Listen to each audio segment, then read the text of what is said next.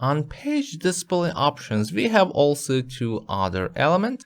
Show highlighter marks. For any reason, you might don't want to show and print the highlighter, or you might don't see them and need to bring back.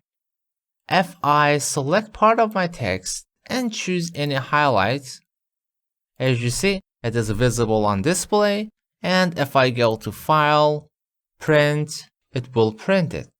If you don't want to see and print it, simply go to the Word options, Display, and disable Show Highlighter Marks. Okay, and now it's disappeared and won't print too. Note that if you select part of your text and re-highlight it, it will bring it back. Also note that when you're doing some tweaks like adding hyperlink, allow me to add, let's say hyperlink to anything, just as an example, or adding, for example, footnote reference, insert footnote, anything. By hovering the hyperlink or footnote or endnote, you will see some tooltip additional information.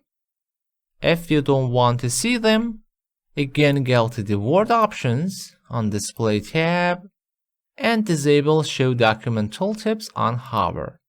Okay, and there it is. Now there is no tooltip. Allow me to bring it back because I wanna always show that. Okay.